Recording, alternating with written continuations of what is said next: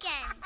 In the pretend universe, kids play with pretend guns. In the real world, it's up to us to make sure they don't get their hands on a real gun. If you have a gun in the house, keep it locked, unloaded, and stored separately from ammunition. Safe gun storage saves lives. Learn how to make your home safer at endfamilyfire.org. That's endfamilyfire.org. Brought to you by End Family Fire, Brady, and the Ad Council. Dad, I picked up your pills, made your lunch, and your laundry is done.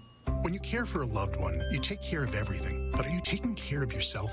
Find free care guides at aarp.org/caregiving. Brought to you by AARP and the Ad Council. Tom has been a teacher for over 40 years. One day, I think one of the students had asked the question and he didn't remember the answer. And I also noticed that he was letting his class out earlier than they were supposed to let out. I was really starting to worry. Levi and I talked about how it would change our lives, but he was there beside me.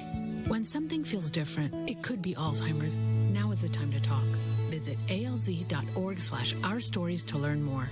A message from the Alzheimer's Association and the Ad Council. A social distancing tip. Putting distance between yourself and others is critical to slowing the spread of coronavirus. So here are ways to stay in contact without the physical contact part. Call, send a text, set up a video conference, post on social media, dedicate a song on the radio. If you have symptoms of fever, dry cough, and shortness of breath, call your healthcare provider before going to their office. For more info, visit coronavirus.gov. Let's all do our part, because we're all #AloneTogether. Brought to you by the Ad Council. Melissa from Michigan. I work an extra part-time job serving lunch at my child's school, but I still can't afford to put food on our table. Daniel from California. Choosing whether to pay the rent or pay to fix the car to get to work doesn't leave us with much at all. Now we can't even pay for meals. Hunger is a story we can end. End it at feedingamerica.org. Brought to you by Feeding America and the Ad Council. How do airplanes fly? What's in this box? What does this thing do? Kids are curious about everything, including guns. Learn how to store your gun securely and make your home safer at endfamilyfire.org. Brought to you by End Family Fire, Brady, and the Ad Council. My mother was very familiar with her neighborhood, but one day she stopped at the stop sign, and she wasn't even really sure where she was at. When something feels different, it could be Alzheimer's. Now is the time to talk. A message from the Alzheimer's Association and the Ad Council. Social distancing slows the spread of coronavirus. So if you have a fever, dry cough, and shortness of breath, call your healthcare provider before going in. More info at coronavirus.gov. Let's all do our part, because we're all #AloneTogether. Brought to you by the Ad Council. America, your children have an amazing superpower. That's right. They can help save lives by simply washing their hands. Just 20 seconds of thorough hand washing after they've coughed or sneezed or been outside can help fight against the dastardly spread of germs. Armed with only soap and water and hands, your superhero can protect you, your family, and everyone out there in America land. Amazing! Find out more at coronavirus.gov. A message from the CDC and the Ad Council. America, your children have an amazing superpower. They can help save lives by not having play dates. That's right. By replacing get-togethers with virtual play dates and video chats, they can help slow the evil spread of germs. And if your superheroes do go outside, make sure they continue their superhero wing by staying 6 feet away from others to protect everyone in America land. Find out more at coronavirus.gov. A message from the CDC and the Ad Council. Every day, men and women from communities across this nation serve as Reserve Citizen Airmen. I am proud to defend our nation. Proud to be part of a team that helps make a difference. I am proud to be part of something larger than me and to serve my country. We celebrate those who have served and those who are proudly serving in the Air Force Reserve. Our mission is to fly, fight, and win in air, space, and cyberspace. I am proud to be a member. I am proud to protect our... Proud to serve in the U.S. Air Force Reserve. This is Joseph Reed, a psychology major at WSU, and I love listening to 106.9 WWSU. You are listening to Testa and Neal. Keep it real right here on Dayton's Right Choice, WWSU 106.9 FM.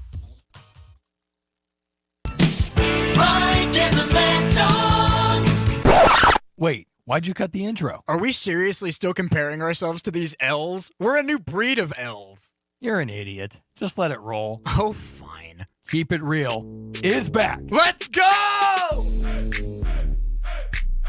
Leading off, he switched majors halfway through, so you still haven't gotten rid of him. I have expectations for the Bengals. They're not high, but they're there. Zach Taylor has not met those expectations yet. He's packing the pounds at an all-time high while working out at an all-time low. Joe Burrow, with a finger pointed 90 degrees the wrong way, is still 10 times better than Carson Wentz. What?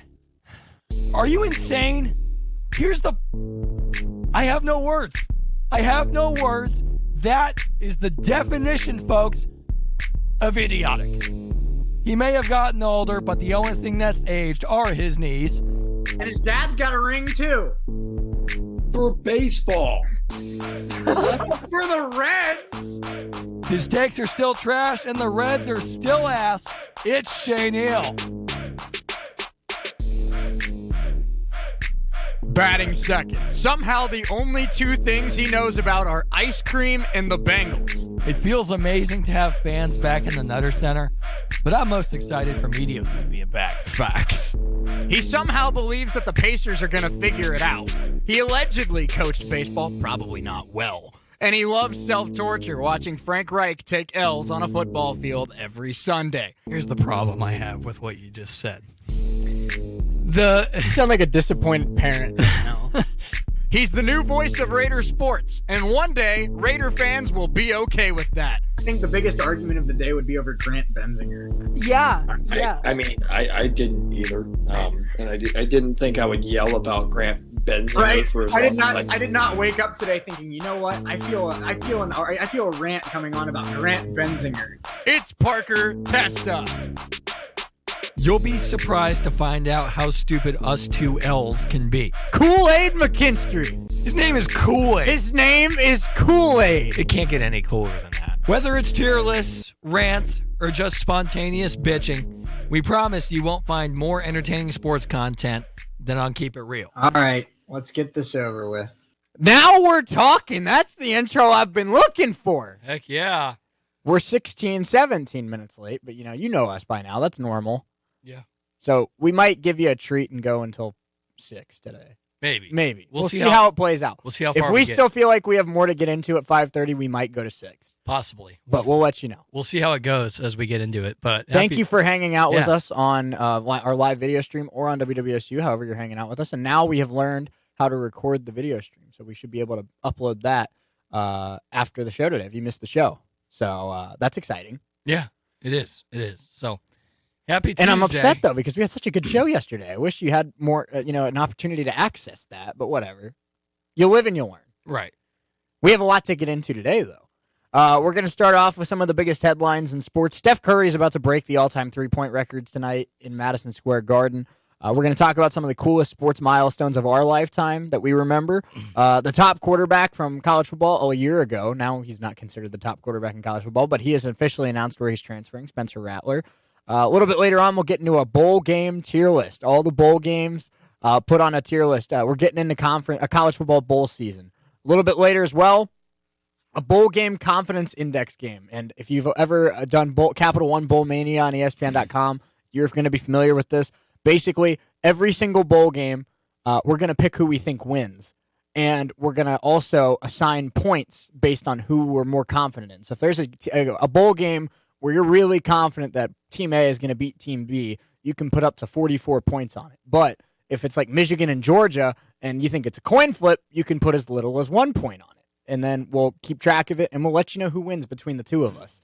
So also a little bit later today, if we get to it, an NFL quarterback confidence meter. I have every single starting quarterback in the NFL on a list right here. And Parker, we're going to play a fun game, and we're just going to rate them on a scale of 1 to 10, how confident we would be if they were our favorite team starting quarterback.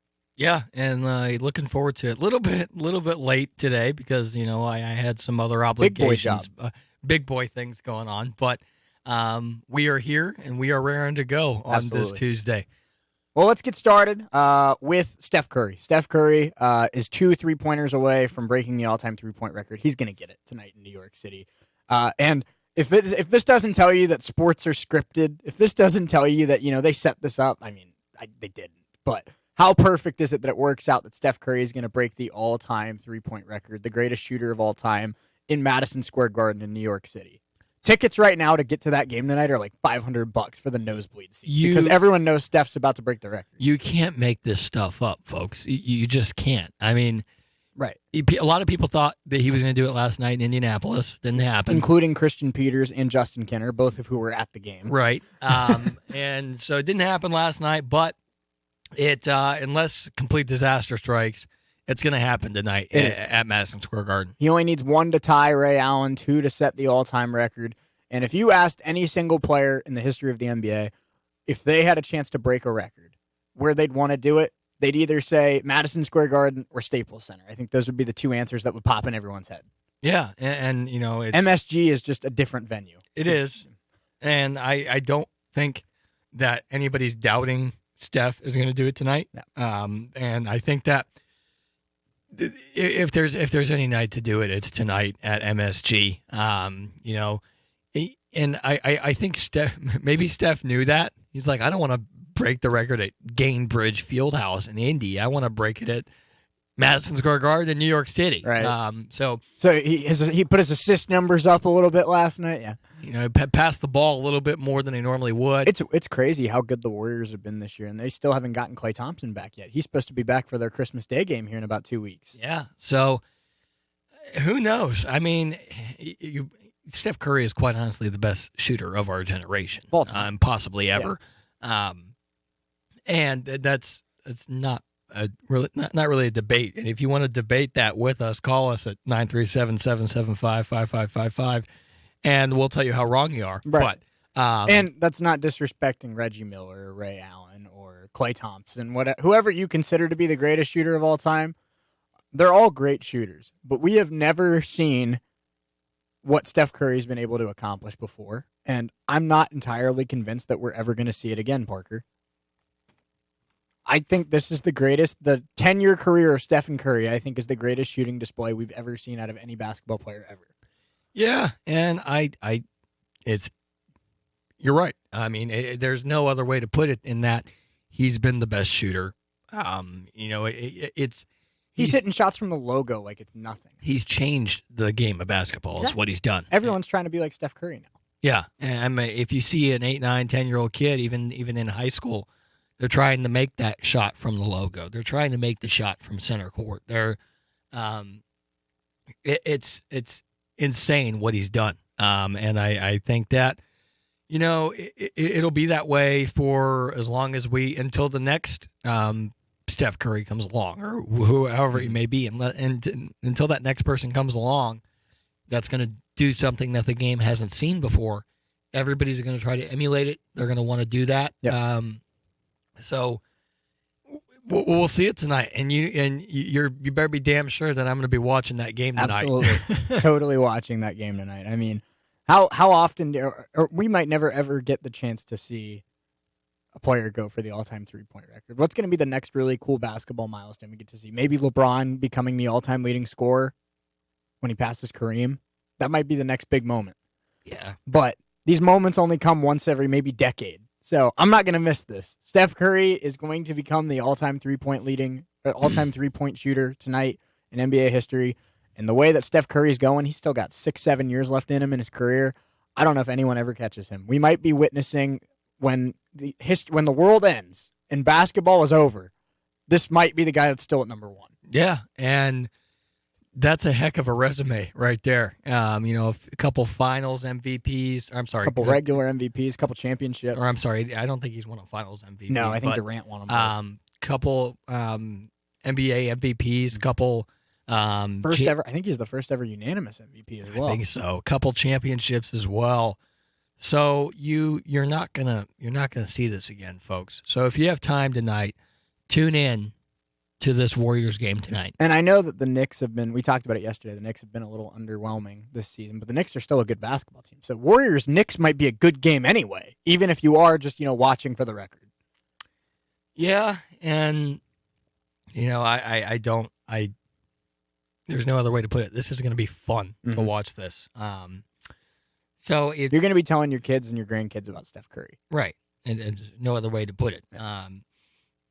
And if you have young kids right now, let them watch this game tonight because they're gonna see history tonight. Imagine how many kids started playing basketball in the last 5-6 years because of Stephen Curry. Right. You see videos on YouTube of Steph Curry, and you see YouTube videos of these other people just trying to do the same thing he's done at the professional level, and a lot of people can't do it because that's how damn hard it is to shoot threes like that. Yep. And that's just the way it's going to be. So with a big milestone coming tonight in the sports world, most likely 99% chance. I thought it'd be cool to talk about some of the coolest sports moments we've experienced in our lifetime. The first two that really popped in my head were Pujols' 600 home runs, because one, might be the only 600 home run hitter I see in my lifetime, and two, Victor Rojas nailed the call for the Angels. Did great with it. And then also, see if I can find that. Maybe my favorite sports memory of all time, the Warriors-Cavs comeback in 2016. The 3-1 comeback for LeBron James to bring Cleveland a championship. I don't care if you're a Cavs fan or not. I don't care if you're a LeBron fan or not. That's what sports is all about. LeBron able to overcome all the odds, the greatest regular season of all time, comes back from down 3-1 to beat the unbeatable Golden State Warriors and bring Cleveland their first championship in 52 years. That's what it's all about. So that's the moment that popped in my head for sure. Yeah, there's been some cool ones for sure. How about Butler going to back-to-back title games? Butler's going to those title games was a lot of fun.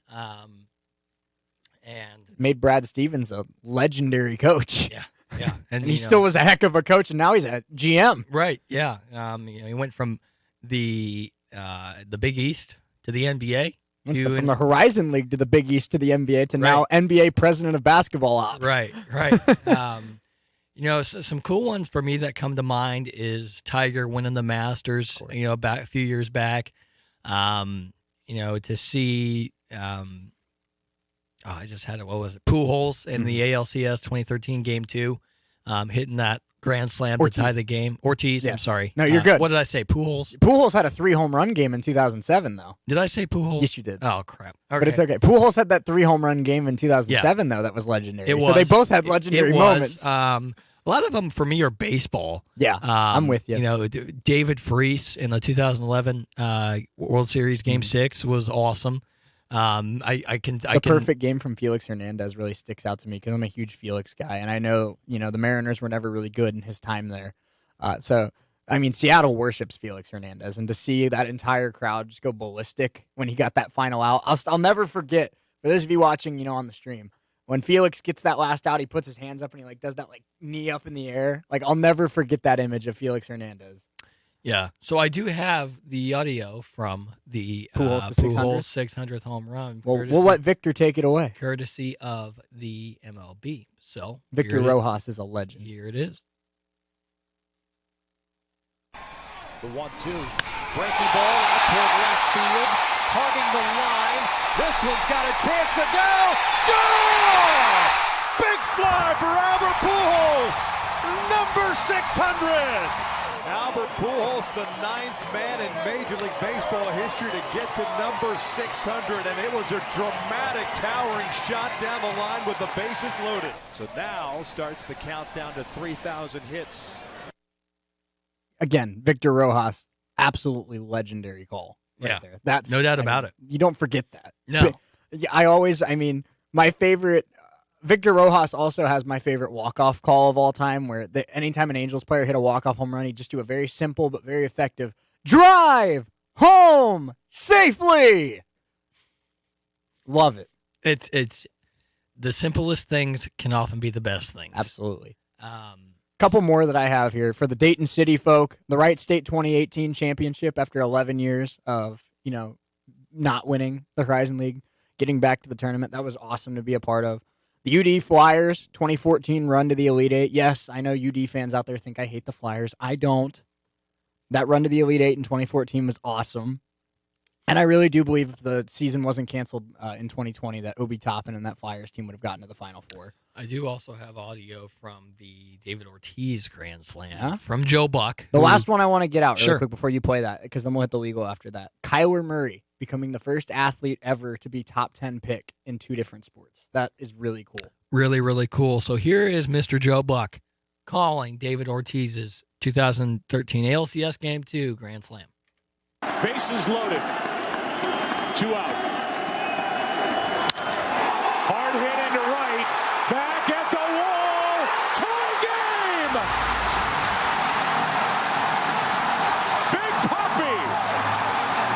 The Grand Slam. One of Joe Buck's most iconic calls, no doubt. Yeah, I mean, and that's a career with a lot of iconic calls, right? So some really cool ones. Absolutely, over the years. Yeah. Really quick before we hit the break, Spencer Rattler, obviously preseason Heisman favorite out of Oklahoma, also considered to be an NFL draft prospect. He is transferring to the University of South Carolina. He's going to team up with Shane Beamer and take on the SEC. So this is an interesting development because South Carolina goes up against Alabama and Georgia next year, or Alabama and Clemson next year, I should say. So Spencer Rattler not shying away from competition, that's for sure. But that's a little bit of news as well. When we come back, we're going to do a tier list of bowl games as well as get into our bowl game confidence index. A lot of college football coming up in hour number 2, I guess. We're only 15 minutes in, but whatever. The 4 o'clock hour, a lot of college football. Don't go anywhere. Testa and Neal, keep it real. We'll be right back. Hey, this is Mack Miller, and you're listening to WWSU, Dayton's Right Choice. Donna from Louisiana.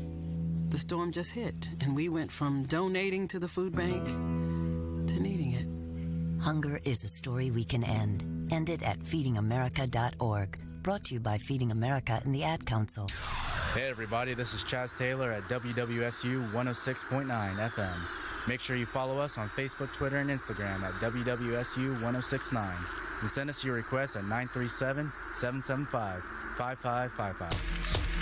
The average time a resume spends on an HR manager's desk is 7 seconds, and most of them are tossed aside. Now imagine if one of those resumes belonged to Yasmin, who was living in a shelter, juggling 3 jobs. I had to be resilient. That's something that you can't teach. We rely so much on a resume, yet it could never tell the full story of someone who had to be independent and take initiative. And that's how I handle every project I get. Discover new ways to develop great talent at gradsoflife.org. Brought to you by Grads of Life and the Ad Council. Hey, Dad, your prescription will be ready in just a minute.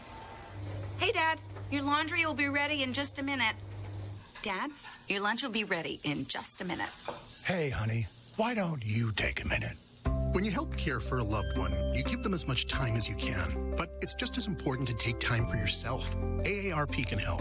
Find free care guides to support you and your loved one at aarp.org/caregiving. That's aarp.org/caregiving. Brought to you by AARP and the Ad Council. Every day, men and women from communities across this nation serve as Reserve Citizen Airmen. I am proud to defend our nation. Proud to be part of a team that helps make a difference. I am proud to be part of something larger than me. We celebrate those who have served and those who are proudly serving in the Air Force Reserve.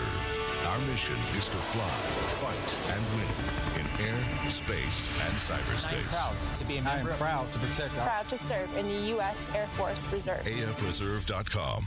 America, your children have an amazing superpower. That's right. They can help save lives by simply washing their hands. Just 20 seconds of thorough hand washing after they've coughed or sneezed or been outside can help fight against the dastardly spread of germs. Armed with only soap and water and hands, your superhero can protect you, your family, and everyone out there in America land. Amazing! Find out more at coronavirus.gov. A message from the CDC and the Ad Council. The average time a resume spends on an HR manager's desk is 7 seconds, and most of them are tossed aside. Now imagine if one of those resumes belonged to Yasmin, who was living in a shelter, juggling 3 jobs. I had to be resilient. That's something that you can't teach. We rely so much on a resume, yet it could never tell the full story of someone who had to be independent and take initiative. And that's how I handle every project I get. Discover new ways to develop great talent at gradsoflife.org. Brought to you by Grads of Life and the Ad Council. Hi, my name is Hallie Rains. I am a communications major here at Wright State, and you're listening to WWSU 106.9, Dayton's Right Choice. You are listening to Testa and Neal. Keep it real right here on Dayton's Right Choice, WWSU 106.9 FM. Back here on Testa and Neal, keep it real on WWSU 106.9 FM. Happy Tuesday. We're a little bit late to air today, but that's okay. It's normal. It's normal. You're probably used to it by now. You're like, quit apologizing. If you're listening we to this, know. If you're listening to this show, odds are you're one of our mothers or like a close friend. A relative or something. You know us. And I know Dylan's out there listening to the show. And shout out, while I'm thinking about it, shout out to my mom who's getting shoulder surgery in the morning. So prayers up to Shea's mom. Yeah, absolutely. She's getting some bone shaved on her shoulder. Oh boy, that's never fun. No, not at all. But yeah. we have a college football bowl game tier list. This one's fun. We're getting into bowl mania. It's bowl season, if you will. And we have a lot of bowl games here on a tier list. It's, the drill, S, A, B, C, D, F. Parker, I don't know like the logistics of all these bowl games. I don't know all the matchups. I don't know the location. I don't know the city of all of them. I don't know what's the fun nightlife around them. So I'm basically going to judge it on the name and the conferences that go to the bowl. I do have that.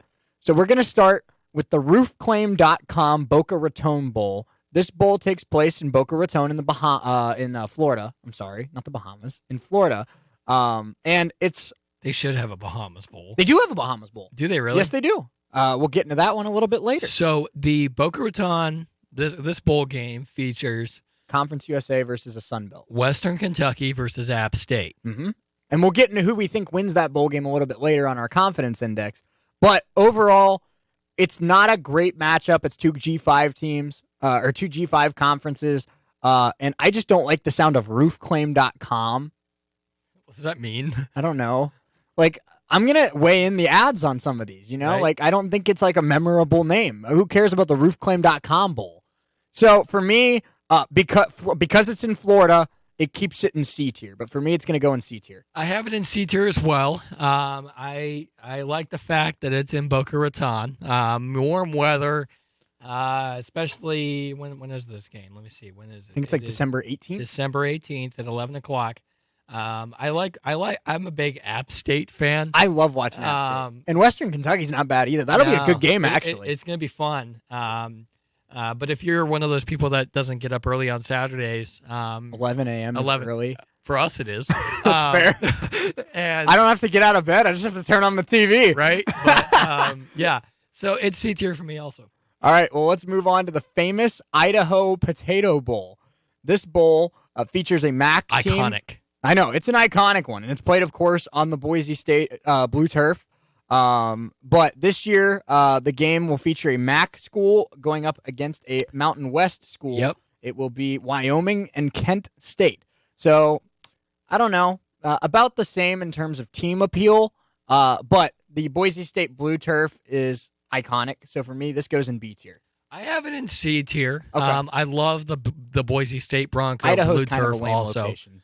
It is in Boise in December, which is a major L. Not fun. When you could be in Boca Raton. Right. Or Hawaii. Yep. I know they have a Hawaii Bowl, too. We'll get to that one. But, yeah, I just think that the name of the bowl is iconic. The Idaho Potato Bowl is fantastic.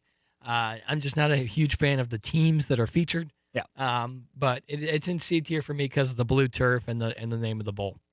All right, Parker, this next one is going to be my first S-tier bowl. It's the PlayStation Fiesta Bowl. Not only is it a New Year's Six bowl, I love that it's in Phoenix. I love the city of Phoenix, Arizona.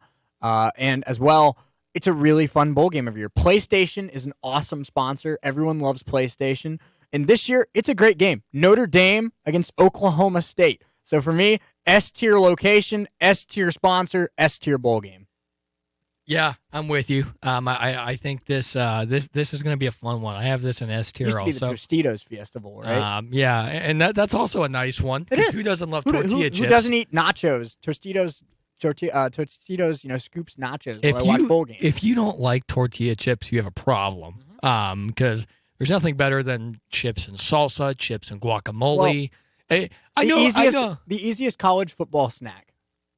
Saute some ground beef. Put down some tortilla chips, put the beef over it, put some cheese, some salsa, some guac. All of a sudden, you have really bomb nachos, and it took you like 10 minutes to make them. Right. I know people that don't like guacamole, and they're, quite honestly, some of the most insane people I know. Yeah. They're like, how do you not like guacamole? Guac's awesome. I understand that there's such thing as bad guacamole. But if you don't like good guacamole, there's something wrong with you. Right. And guacamole's fantastic, but that's not the point of this. This is the PlayStation Fiesta Bowl, and I have this in S tier also because, one, I love Notre Dame, and I'm really rooting for I already forgot the new coach's name. Freeman. That's what I thought. I didn't want to get it wrong, but I'm really rooting for Marcus Freeman. He really won me over in his opening presser.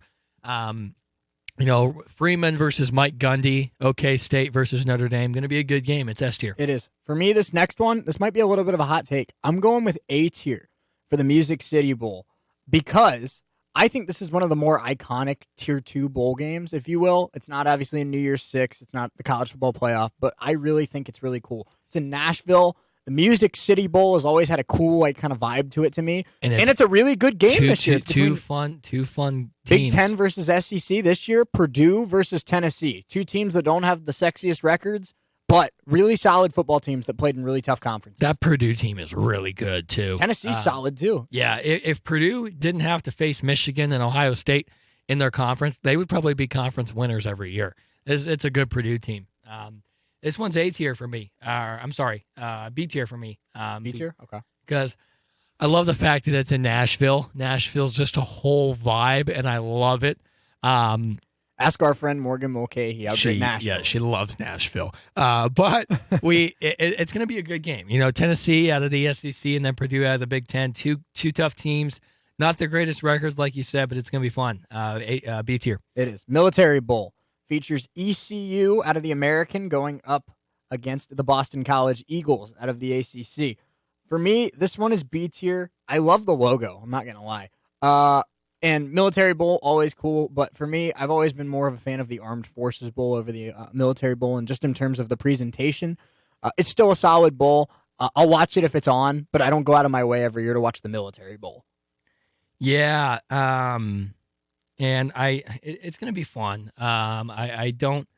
Let me see if I can find it. That ECU team is solid, though. They gave UC quite a fight. Where'd it go? I was just looking for it. I have a list. This isn't Neal. This is live radio, folks, right now. Yeah, I think that it's going to be a good game. I'm not seeming to find it, which is really unfortunate. But I have this in C tier. I think it's going to be a fun game. Like you said, I prefer the Alamo or the Armed Forces Bowl over the Military Bowl, but it's going to be fun. It is. This next one, Parker, is another A-tier bowl for me, the Outback Bowl. It's in Tampa, Florida. Who wouldn't want to be in Tampa, Florida around Christmas? 2, it's another top-tier, sponsor, Outback. Who doesn't love Outback? And 3, it's another excellent matchup between the Big Ten and the SEC. This might be the best matchup that we've talked about so far, other than the Fiesta Bowl. Penn State against Arkansas. I'll be watching the Outback Bowl this year for sure. It's A-tier for me. Yeah, I like it too. That Arkansas team is really good. I love Sam Pittman, and they're facing a Penn State team that has a heck of a coach in James Franklin. This one's A tier for me. I love it. Next up is the Chick-Fil-A Peach Bowl. This is for me. It's maybe one of the least relevant New Year's Six bowls for me. But I'm still going to put it in S tier. I think all the New Year's Six bowls are S tier. I think they do a great job with them every year. This year, though, the matchup is great.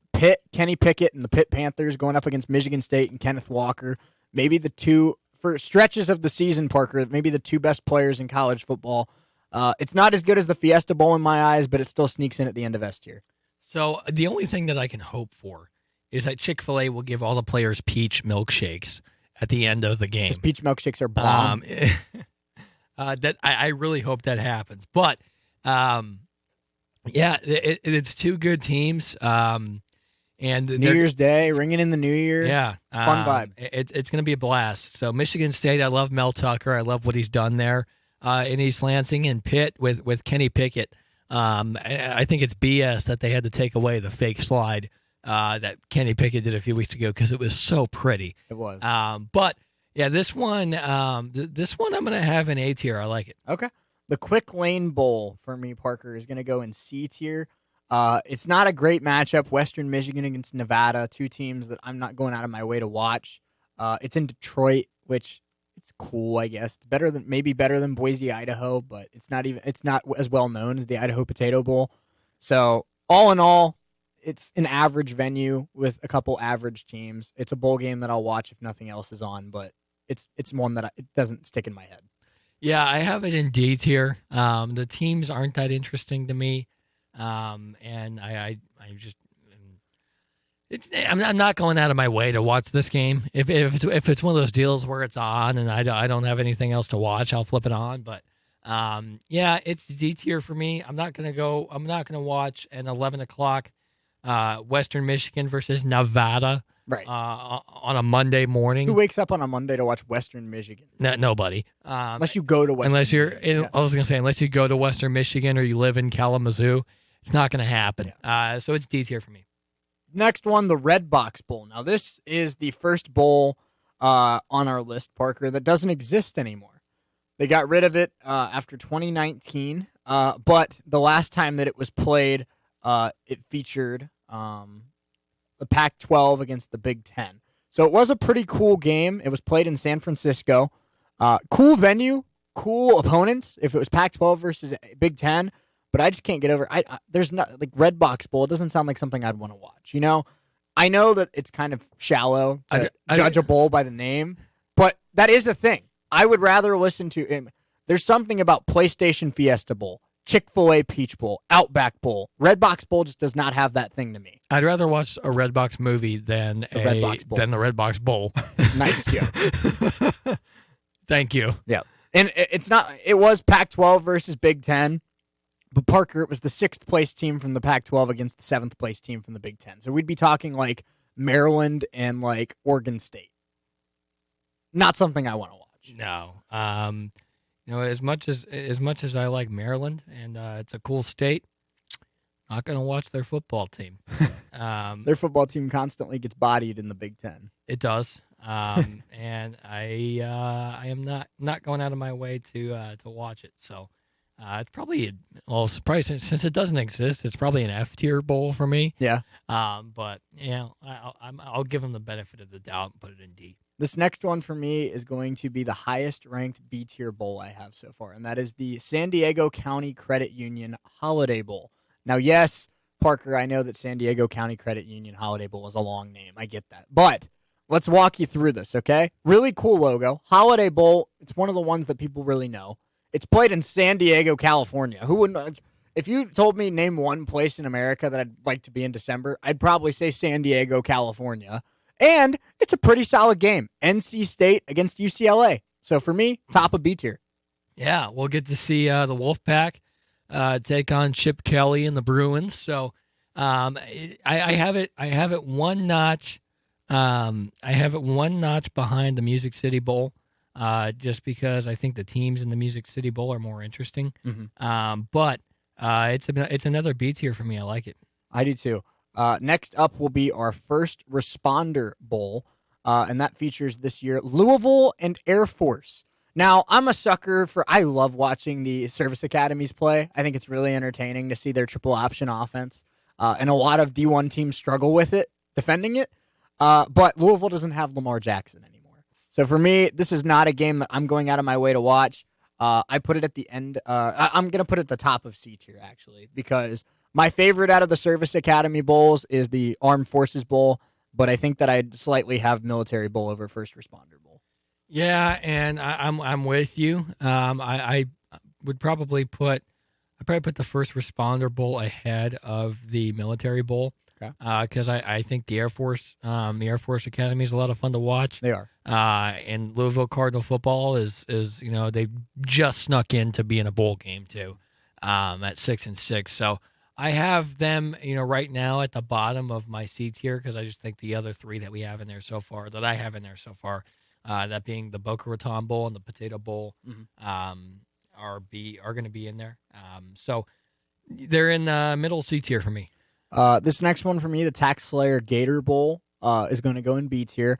The Gator Bowl is one of those bowl games, like I said earlier with the Music City Bowl. It's one of those tier 2 bowl games that people really know. Like, I remember growing up as a kid, one of the bowl games that really stood out to me was the Gator Bowl every year. It's played in, obviously in Gainesville. So solid location in Florida. And it's a pretty good matchup this year with the Wake Forest Demon Deacons going up against the Texas A&M Aggies, who I think lost 4 or 5 games, but they did beat number 1 Alabama. Yeah, and it's gonna be fun. I love Jimbo Fisher, and Wake Forest somehow won 10 games. I don't know how they did it. I did see the game they played against Clemson and got smoked, but even though Clemson wasn't that good this year, they smoked Wake Forest in that game. They did. I'm not gonna get up on New Year's Eve and watch Wake Forest versus A&M though. Gator Bowl is a fun name, so it's gonna be another C-tier one for me. The Alamo Bowl, sponsored by Valero. If I could put it side by side with the Outback Bowl, Parker, I would, because they're very similar to me in terms of how well I know them and how entertaining they are. I'm going to put the Alamo Bowl a hair ahead of it, though, because even though Penn State and Arkansas is a really good game, I love this year's Alamo Bowl. It's obviously being played in San Antonio, but it features Oregon and Oklahoma, 2 teams that were college football playoff contenders until the last week of the season.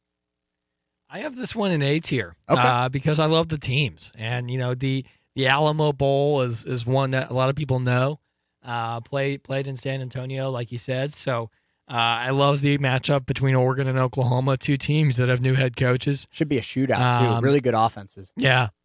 I'm hoping because each time that Oregon played Utah this year, they got smoked. So I think it'll be a good game. It's A tier. All right, we move on to the Texas Bowl. Is our next one, and this one should always be is always a fun one as well. Not quite as known as some of the other ones, but it features LSU and as well as Kansas State in this year's Texas Bowl. Excuse me.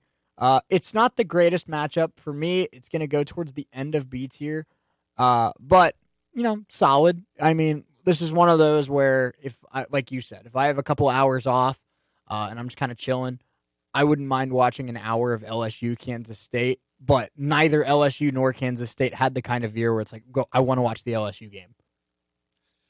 Yeah, and is Brian Kelly coaching in this game? No, it is their offensive coordinator. Okay, I was hoping Brian Kelly's out recruiting. Okay, I was hoping Brian Kelly would coach so we can see his fake Southern Ed accent Ogeron's again. already on a beach in the Bahamas. I know, and I don't blame the guy. Maybe he'll coach in the Bahamas Bowl, but I think I would love to see Brian Kelly. I know he's not, but I want to see him coach it so we can see his fake Southern accent at the halftime interview because it's a major L, but it's hilarious. But I think this game is fun. I don't particularly enjoy the teams, but it is a 9:00 ESPN national television game, so it's going to be C tier. Okay. Our next one, Parker, I'm trying my best not to be mean, but the FBC Mortgage That Cure never Bowl, goes well. No. The FBC Mortgage Cure Bowl. I've never heard of it. I've never heard of it. And that's coming from somebody that watches a lot of sports. It features Coastal Carolina and Northern Illinois. Coastal Carolina out of the Sun Belt. Those are two Illinois out of fun the Mack. teams, though. It is. It's in Orlando, too. So I'll give them the benefit of the doubt and put it in C tier. But I don't know. Coastal Carolina is fun, but I'm still not going. I still don't feel like I like Coastal Carolina enough to go out of my way to watch it.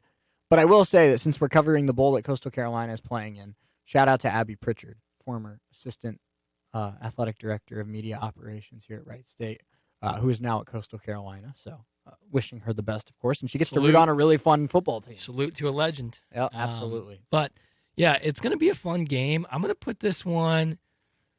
I hate the name. The name is so stupid. It is. But I like the teams. I think it's going to be a fun matchup. It's going to go bottom B tier. Okay. This next one for me is going to go mid-high B tier. It's the New Orleans Bowl, played at the Superdome. It's just iconic to me. It's the first bowl game of the year almost every year. Played in New Orleans, and it features a really good Louisiana Lafayette team going up against the Marshall Thundering Herd. So for me, I'm probably going to put it behind the Holiday Bowl in B tier. It might not be as good of a matchup as the Gator Bowl and the Holiday Bowl, but it's still one that I look forward to watching every year because it really kicks off bowl season. Yeah, Saturday night, December 18th, coming out next Saturday is when this one starts. The first bowl game this year is actually the Bahamas Bowl, which we'll get to in a little bit. Yeah. But this one is going to be fun. This Louisiana team is 12-1 on the year. coming in to face a Marshall team that has a solid roster every year. We're just going to go right behind the Cure Bowl in B tier. People will sleep on the Sun Belt, man. They got Coastal Carolina, App State, and Louisiana Lafayette. It's a fun conference. This next one's fun. The Citrus Bowl. Absolutely. You want to take the reins on who's playing? Yeah, we got 2 fun teams. It's a 1:00 game on New Year's Day. Iowa versus Kentucky. We got some SEC. We got some Big Ten. Both teams. Iowa is 10-3. Kentucky 9-3. This is going to be a B tier bowl for me. I like it. I have it at the top of B tier as well. Kentucky played a really good brand of football this year. I love Mark Stoops, great coach. And then Iowa, of course, led by Kirk Ferentz, very disciplined, very solid football team as well. Made it to the Big Ten championship game.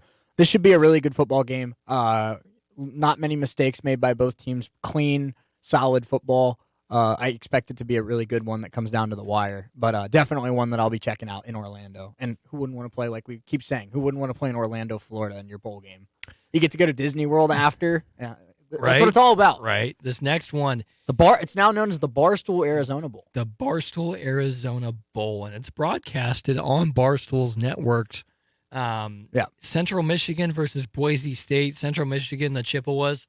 Antonio Brown, if you will, is going to be facing Boise State, the Broncos. 2 teams that don't have the best records, but are pretty evenly matched. I know we talked a bit about both these teams when we did our conference previews over the summer.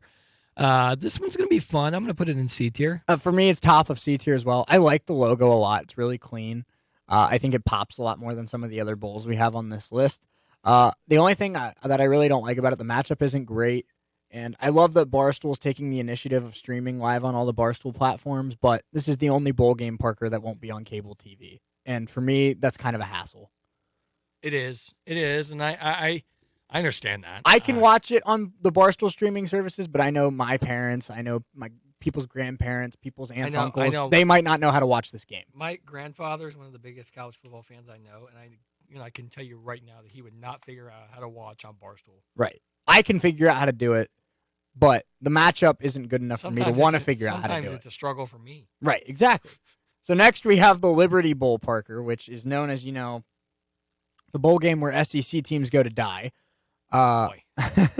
This year it features, though, Texas Tech and, I can't figure out who's playing it. It's live in Memphis. It's in Memphis, Tennessee, and it will be Mississippi State and Texas Tech. So another, what should be a shootout.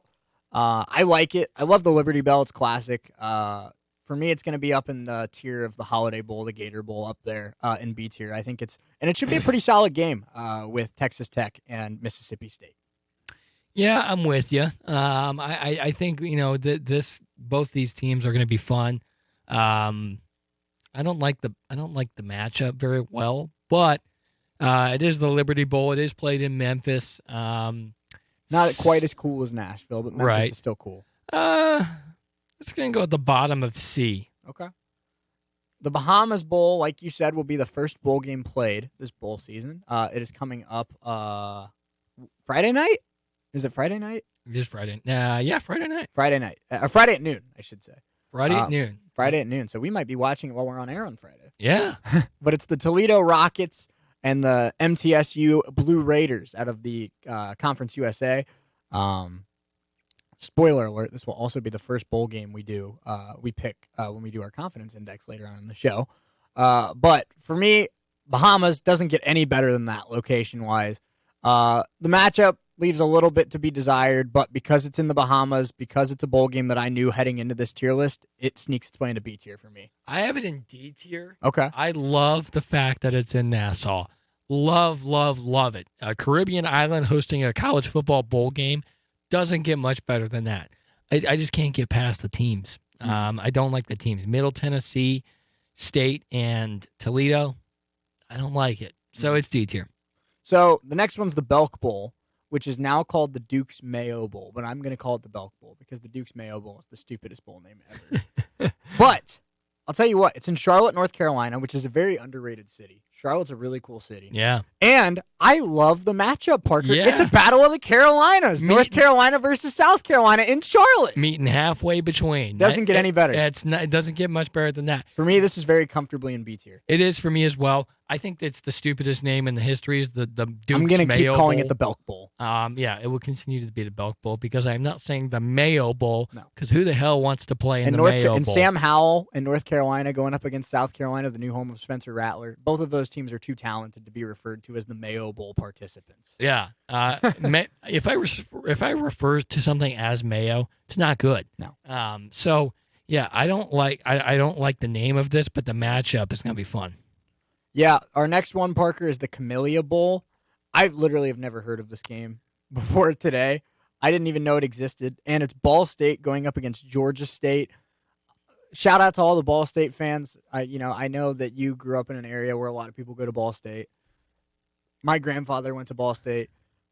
It's a good football team, but it's not a football team I'm going to go out of my way to watch. In the Camellia Bowl, clearly has not been marketed well enough where I've ever heard of it. So, Parker, this goes in D tier. Well, the problem for me, I have it in D tier as well, but the problem for me is it's at 2:30 on Christmas Day. Yeah, who's gonna I'm hanging out with my family on Christmas Day. I'm gonna watch. I'm trying out my new presents. I'm gonna watch. Yeah, I'm gonna hang out with my new presents, hang out with my family.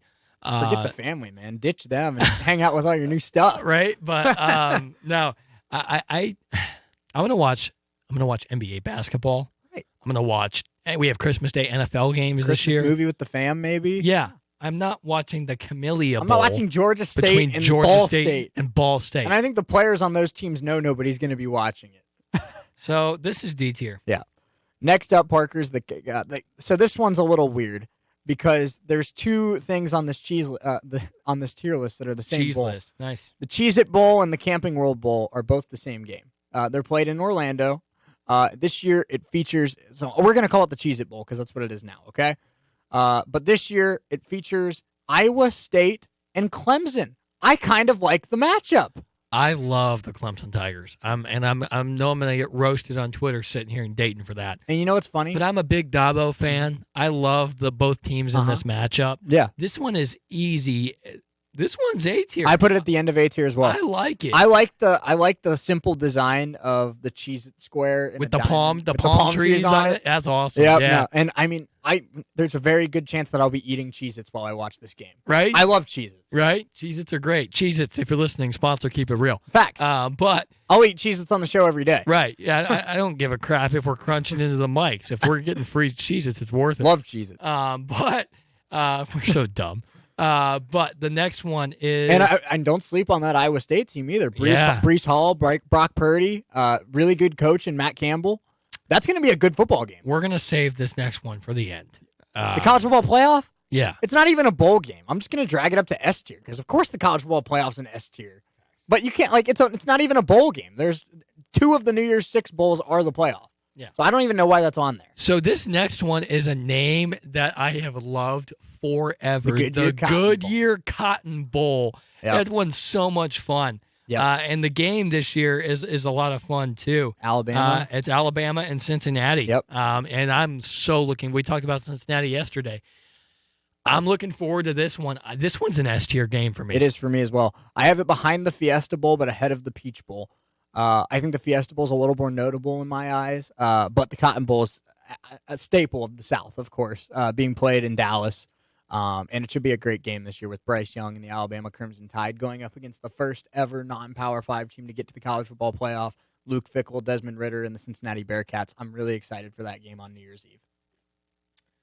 All right. Next one, we have the Tropical Smoothie Frisco Bowl. Now, I will say, this is a stupid sponsor for a bowl game because it's way too long to say. But I will, on that note, say that I love Tropical Smoothie. So that's not a bash at Tropical Smoothie. They just should not be a sponsor of a bowl game. But the matchup this year features Miami of Ohio and North Texas. 2 teams just sneaking their way into bowl contention. Both teams 6-6. Yeah. I'll give them the benefit of the doubt because it's in Texas, because I like the atmosphere of it, and I'll slide it in the end of C. I'm with you.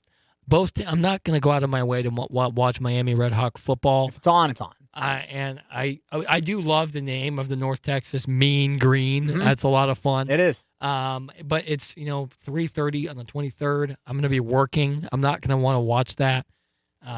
So it's like I said, end of C tier. All right, Parker. This next one is the Hawaii Bowl presented by SoFi, and it features the Hawaii Rainbow Warriors against the Memphis Tigers. Now, Memphis is an up and down team. When they're good, they're really good, and when they're bad, they're forgettable. Hawaii, I don't know much about Rainbow Warrior football. I'm not going to lie. I do love any game in Hawaii for me sneaks its way until the end of B tier. Yeah, I'm with you. It is an 8:00 Christmas Eve game. I might be watching that. I'm not gonna lie. I like the time slot. I also love the fact that the Hawaii's mascot is the Rainbow Warriors. That's a lot of fun. This one's a B tier game, and I love the sponsor SoFi. I've been to SoFi Stadium. It's really cool. So the SoFi Hawaii Bowl for me is B tier. Parker, this next one, the matchup doesn't jump out at you, but it's sneaky a really good football game. The Independence Bowl presented by Radiance Technology, the BYU Cougars, who, if Cincinnati didn't exist, Parker, BYU would probably be the best non-Power 5 team in college football this year. And they go up against a really talented team from Conference USA, the UAB Blazers. I am going to put this one probably in the middle of B tier. I really like the BYU football team. There's a chance, I probably won't watch that whole game, but there's a chance that I at least watch a quarter or two because I really like watching that BYU team. Yeah. This one's tough. I love BYU football, but it is at 3:30 now on Saturday.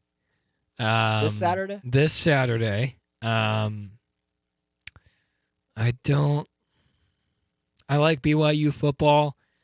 I don't like Shreveport, Louisiana is not a place that I'd want to play at. Mm-hmm. This one's D tier for me. As much as I love BYU football and UAB football is a lot of fun as well, I don't like the location and I don't like the time slot. Okay. This one's going to go at the end of A tier for me. The Las Vegas Bowl at Allegiant Stadium in Vegas. And I love the matchup too, Parker. Arizona State and Wisconsin. This is going to be a good football game. Paul Chryst going up against Herm Edwards. It sneaks in at the end of A tier for me. Love me watching some football in Vegas. Yeah, I do too. The only thing I don't like about this game is the fact that it's at 10:30 p.m.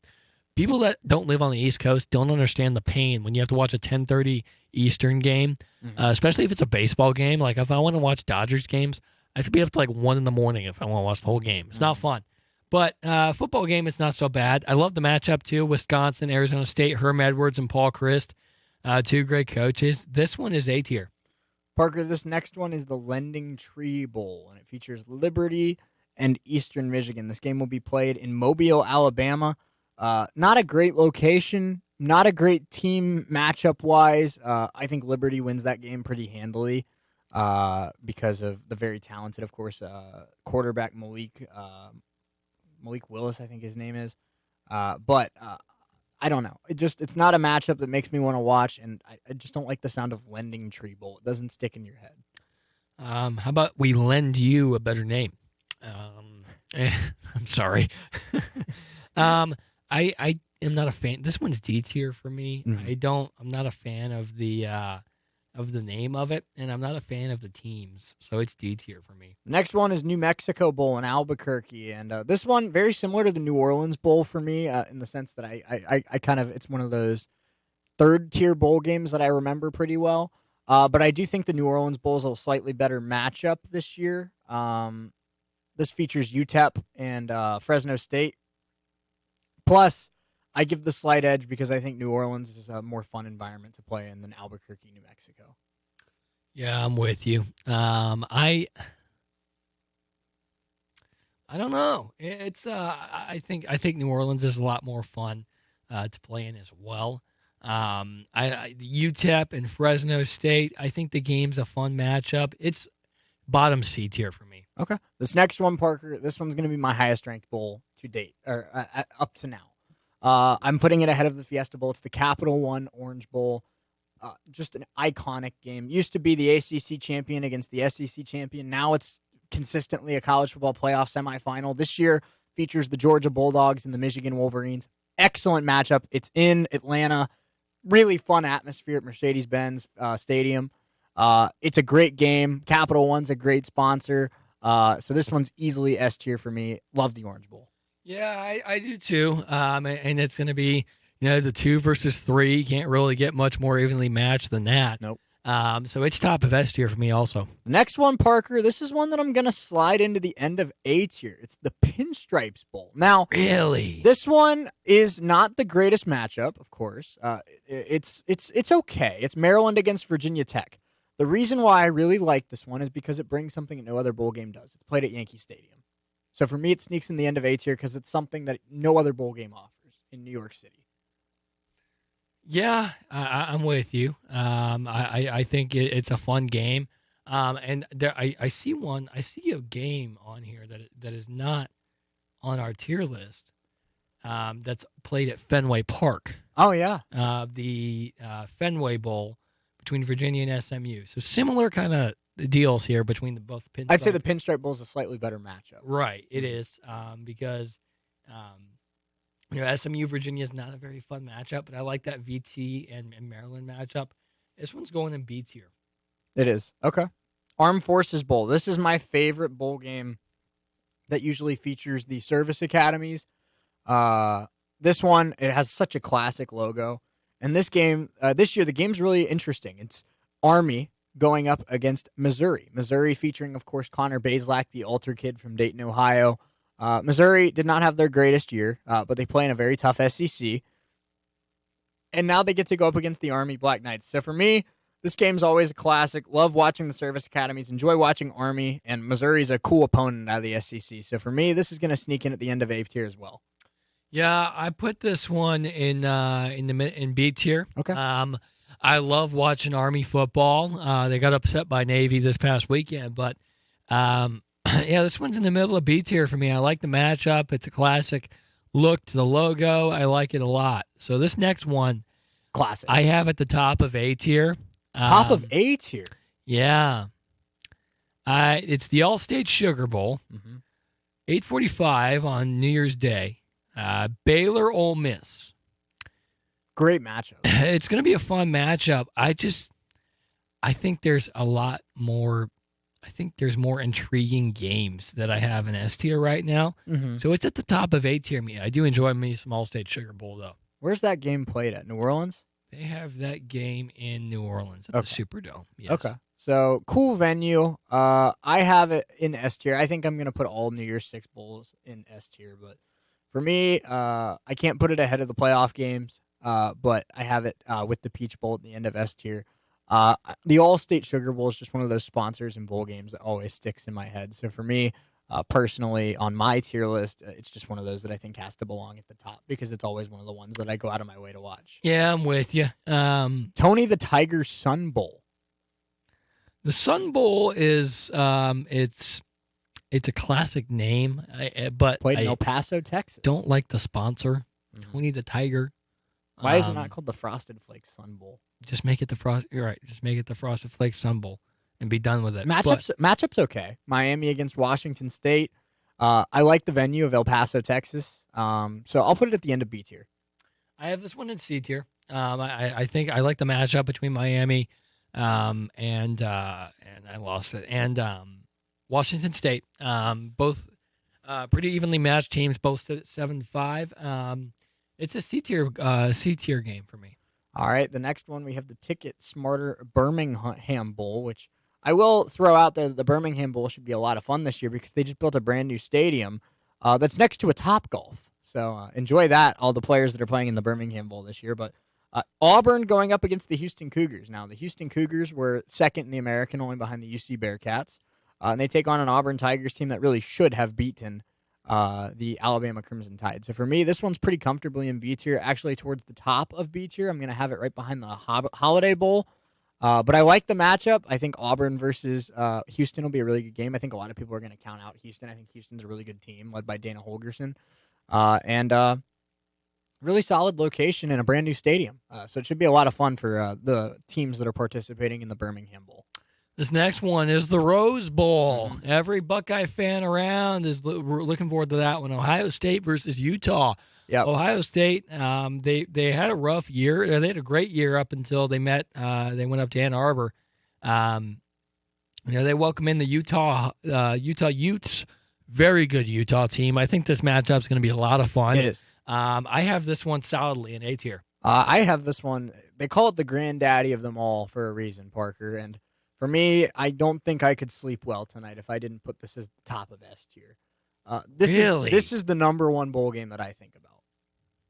Pre-college football playoff era, back to the BCS era, everyone watches the Rose Bowl. It's right in that slot on New Year's Day at 4 o'clock. When you're making dinner, when you're eating dinner, everyone watches the Rose Bowl. And it's always the Big Ten champion against the Pac-10 champion. So growing up, it was a lot of USC, Ohio State, Oregon, Michigan, Oregon, Wisconsin, USC, Michigan State. Like, it's always a great game. It's in Pasadena, California. Why wouldn't you want to go to Pasadena, California in the Coliseum? It should be an absolute blast. And the Rose Bowl for me is the number one bowl game that I think about. Yeah, I'm with you. We're gonna bump it up to the bottom of S tier. I like it better than I do the Sugar Bowl. But this next one is the Gasparilla. Where did I put it? The Union Home Gasparilla Bowl, played in Tampa. A lot of fun, and it features two Florida teams. The Florida Gators versus the Central Florida Knights. Florida was a train wreck. They were. Dan Mullen was a goner here early in the year. So I have this one at the bottom of C tier. It's I like it's played in Tampa. It's at 7:30 on the 23rd. I like the time slot. I like Central Florida Knights football. I just can't get past the fact that Florida stinks. Yeah. Yeah. I don't know.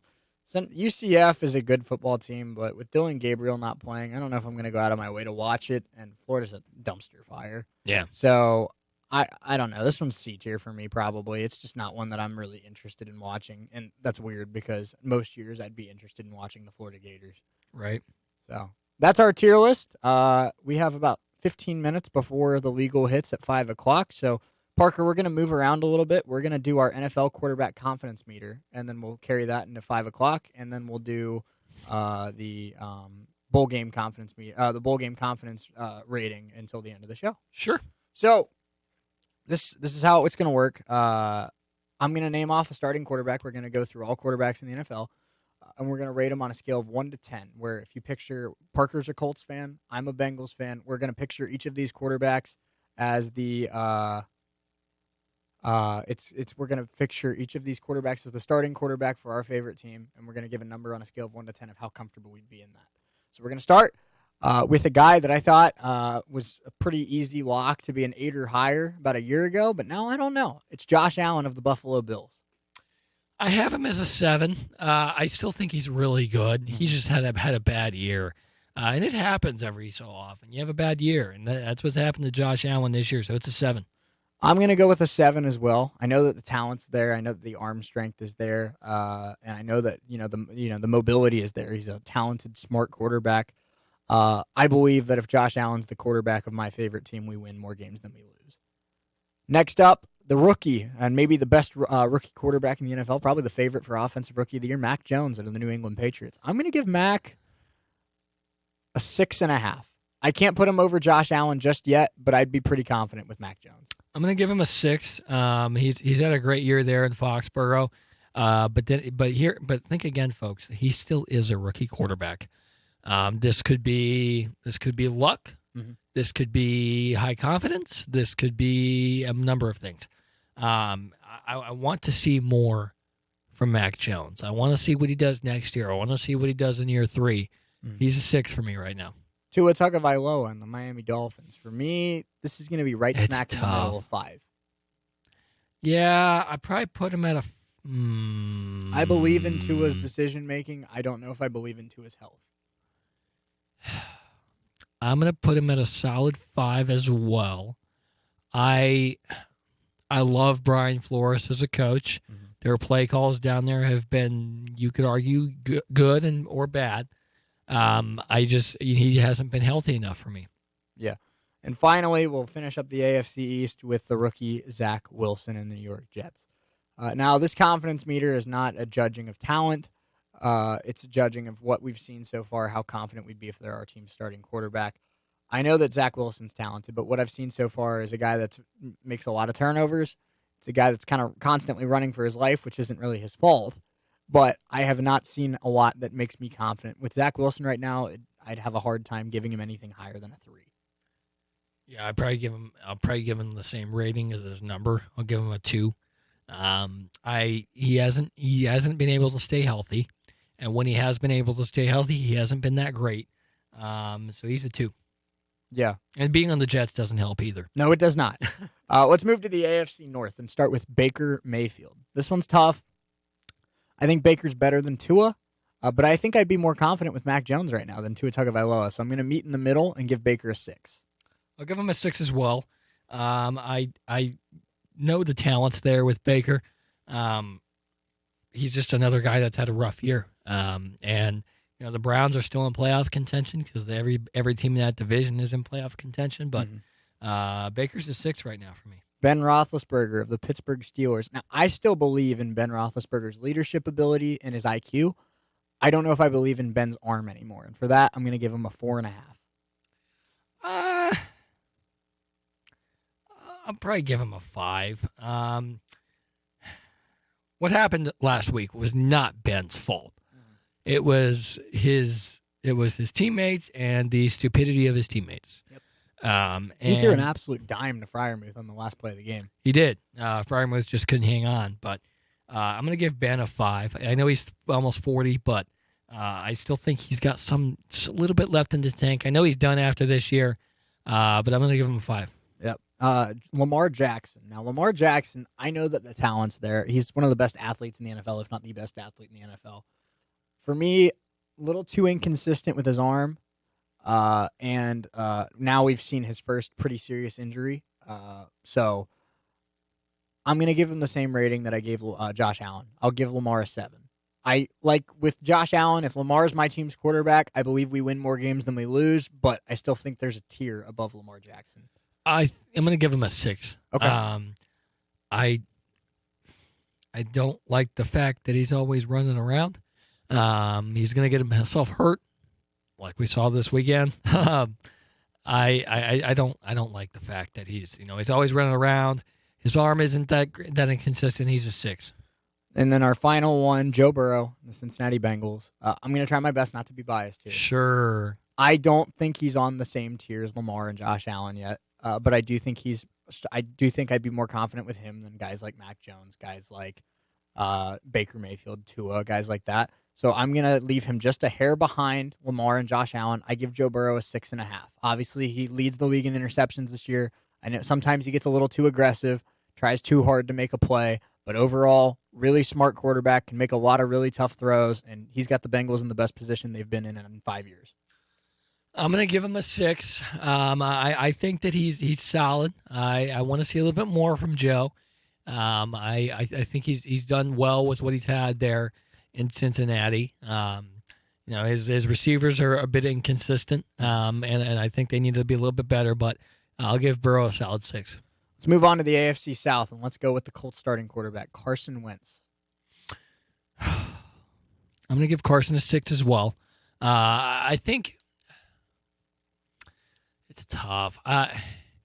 He tries to do too much, a lot. The issue I have with him is when he knows he's in trouble, he looks for his first exit, his first way out with the ball. And a lot of times that means interception. And he's done that more so than not. He tries to force things when they're not there. But when he's on his game, he's among the best in the AFC when he's on his game. So I'm going to give him a 6. I'm going to give this is I know it's hard. It is because I know that Carson Wentz was an MVP candidate until he got hurt a couple years ago, and I know that his numbers this year are really solid. But and again, this is me trying not to sound biased, I believe that there's more big play threat with Joe Burrow than there is with Carson Wentz. I think Carson Wentz does a better job of taking care of the ball, but I think defenses are more concerned about Joe Burrow beating them over the top. So I'm going to give Carson Wentz a 6.25. He's right behind him. I still would feel very safe, very comfortable with Carson Wentz, but I like that Burrow brings that 40-yard bomb to Jamar Chase or T. Higgins every game. Yeah, Ryan Tannehill. I'm going to give Ryan I'll give him a 5.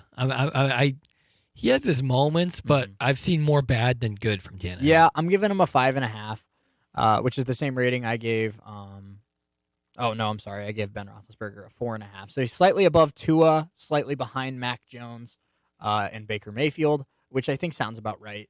I think Ryan Tannehill's a smart guy that doesn't make a ton of mistakes. But I think, the last 2.5 years, we've seen what Ryan Tannehill is. He's a smart guy that doesn't make a lot of mistakes, that gives the ball to Derrick Henry and throws it to A.J. Brown. This is a guy that looks a lot better than he actually is because of the talent that's around him. It's what Bengals fans know too well as the Andy Dalton era. So for me, Tannehill, above average, but not much above average. I give him a 5.5. Trevor Lawrence. Now, this is probably going to be the lowest rating I dish out all day. I'm going to give him a 1. Okay. Great in college. Mm-hmm. Fantastic at Clemson. But he has like 2 touchdown passes this year. Yeah. In 15 weeks. That's unacceptable. The Jaguars are a massive dumpster fire. They are. And I don't see it turning around anytime soon. Mm-hmm. Trevor gets a 1 for me right now. I'm giving Trevor a 3.5, which is slightly above the 3 I gave Zach Wilson. I believe in Trevor Lawrence's arm more than I believe in Zach Wilson's arm. And I believe that Trevor Lawrence has been compromised by his team more than Zach Wilson has. I think more of Zach Wilson's issues are Zach Wilson than Trevor Lawrence's issues are Trevor Lawrence. So I still believe in the talent of Trevor Lawrence, but what we've seen so far, I can't give him anything higher than a 3.5. But I did want to emphasize that I do have more confidence in him than Zach Wilson right now. Davis Mills. He's had moments where he's looked all right, but still at this point, because he was a 3rd-round pick, I gave him a 2. Because he hasn't shown me enough to think that he's better than guys like Lawrence and Wilson, and Lawrence and Wilson were top 2 picks for a reason. So for me, I just believe that he's less talented than those two, and he hasn't won any more on the field. So for me, he gets a 2. Still rooting for him though. He played pretty well this past weekend. Yeah. I'm gonna give him a 2 as well. He's had some moments of playing solid football. I just need to see more from him. 3rd-round pick. I want to see more. This is hard. This one's hard for me. Derek Carr. First thing that popped in my head was a 6. But I do think he's slightly better than Baker Mayfield, but I don't know if he's as good as guys like Joe Burrow and Carson Wentz. So I'm going to leave it at 6. Derek Carr has moments where he looks like an MVP candidate. But I just don't know if I ever feel confident about my team being a Super Bowl contender if my quarterback's Derek Carr. Yeah, I like Derek Carr. He's had some years where he's been an MVP candidate. He's been really good. He's been years where he hasn't been good. So I'm going to give him a 6. I still think he's a solid guy. I just want to see how he does with this coaching change. All right, we got 3 more to do, Parker, and then the AFC is done. We'll do the NFC to kick off the 5 o'clock hour. Patrick Mahomes and the Kansas City Chiefs. This is going to be the highest rating I've given out all day. He's like a more mobile Joe Burrow. He sometimes thinks he's better than he is and throws into triple coverage and it gets picked off. We've seen that this year. But he's still one of the most talented football players on the planet. Pat Mahomes gets an 8 from me. I'm going to give him an 8 as well. I think he's really good. Well, I don't think. We know he's really good. Everyone knows. Everybody football fan on earth knows he's good. He's gotten his team into some trouble this year. He's had some distractions off the field, but he's still Patrick Mahomes. He's still an MVP candidate. He's been to a Super Bowl, a couple Super Bowls. So he gets an 8 for me. Teddy Bridgewater. I'm going to give Teddy a 5.5. I like Teddy Bridgewater and Ryan Tannehill are very similar to me in that they're the safe bet where if you have talent around them, they can do good things. I think the difference is Denver doesn't have as much talent around Bridgewater as the Titans have around Tannehill. But I do think Bridgewater is an above-average quarterback, so I give him a 5.5. Yeah, I like that. He's been in the league a while. He's been around. Was he drafted in 2014? Something like that. I like Teddy. I like Teddy a lot. I'm going to give him a 6. He has his moments where he can be, kind of be a little bit careless with the ball, but I'm going to give him a 6 here. Justin Herbert. The final one we'll hit on here. I love Justin Herbert. I think he's a solid 7. I give him a 7.5. Yeah, 7 if not 7.5 or 8. The guy. I think right now, I would take him over. I gave 2 guys 7s, Lamar Jackson and Josh Allen. I think right now I'd take Herbert over both of those guys. Me too. Yeah. I give him a 7.5. Yeah. All right. 4 o'clock hour in the books. We'll finish up our NFC quarterback confidence ratings when we come back and to get into some college football confidence as well. So keep it locked here on Keep It Real on WWSU 106.9. Tom has been a teacher for over 40 years. One day, I think one of the students had asked the question and he didn't remember the answer. And I also noticed that he was letting his class out earlier than they were supposed to let out. I was really starting to worry. Levi and I talked about how it would change our lives, but he was there beside me. When something feels different, it could be Alzheimer's. Now is the time to talk. Visit alz.org/ourstories to learn more. A message from the Alzheimer's Association and the Ad Council. A social distancing tip. Putting distance between yourself and others is critical to slowing the spread of coronavirus. So here are ways to stay in contact without the physical contact part. Call, send a text, set up a video conference, post on social media, dedicate a song on the radio. If you have symptoms of fever, dry cough, and shortness of breath, call your healthcare provider before going to their office. For more info, visit coronavirus.gov. Let's all do our part, because we're all #AloneTogether. Brought to you by the Ad Council. They say singing can help you remember things, so here's some tips for parents out there during these tough times. Number 1. Make sure your kids wash their hands for 20 seconds after they've coughed or sneezed or been outside. 2. Virtual play dates. Social and physical distancing can help save lives. 3. Tell them they're safe and show your love and pride. Yes, we'll get through this together. Find out more at coronavirus.gov. A message from the CDC and the Ad Council. To protect her home and family in a disaster, Karen was willing to wade through water, mud, and insurance paperwork. Yeah, I can do this. You go, Karen! By simply understanding and updating what her insurance covers and doesn't cover now, she'll be better prepared no matter when disaster strikes. Learn other simple ways to protect your home and family before a natural disaster at ready.gov. That's ready.gov. A message from FEMA and the Ad Council. Donna from Louisiana. The storm just hit, and we went from donating to the food bank to needing it. Hunger is a story we can end. End it at feedingamerica.org. Brought to you by Feeding America and the Ad Council. How do airplanes fly? What's in this box? What does this thing do? Kids are curious about everything, including guns. Learn how to store your gun securely and make your home safer at endfamilyfire.org. Brought to you by End Family Fire, Brady, and the Ad Council. Melissa from Michigan. I work an extra part-time job serving lunch at my child's school, but I still can't afford to put food on our table. Daniel from California. Choosing whether to pay the rent or pay to fix the car to get to work doesn't leave us with much at all. Now we can't even pay for meals. Hunger is a story we can end. End it at feedingamerica.org. Brought to you by Feeding America and the Ad Council. Dad, I picked up your pills, made your lunch, and your laundry is done. When you care for a loved one, you take care of everything. But are you taking care of yourself?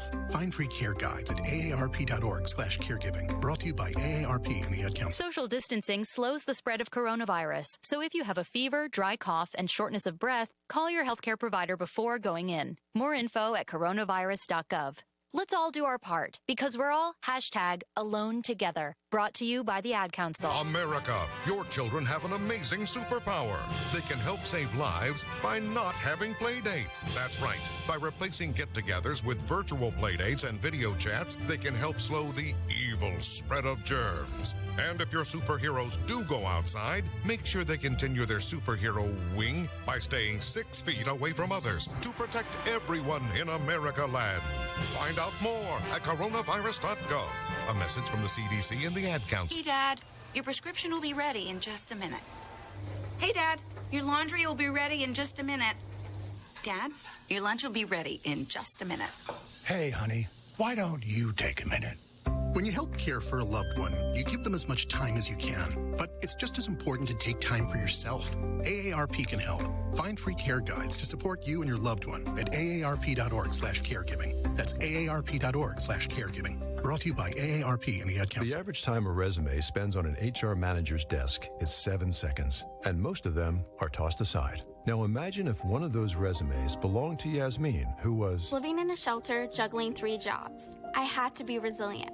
That's something that you can't teach. We rely so much on a resume, yet it could never tell the full story of someone who had to be independent and take initiative. And that's how I handle every project I get. Discover new ways to develop great talent at gradsoflife.org. Brought to you by Grads of Life and the Ad Council. Every day, men and women from communities across this nation serve as Reserve Citizen Airmen. I am proud to defend our nation. Proud to be part of a team that helps make a difference. I am proud to be part of something larger than me. We celebrate those who have served and those who are proudly serving in the Air Force Reserve. Our mission is to fly, fight, and win in air, space, and cyberspace. I am proud to be a member. I am proud to protect our... Proud to serve in the U.S. Air Force Reserve. AFReserve.com. Watch out! You got me! The galaxy is safe once again.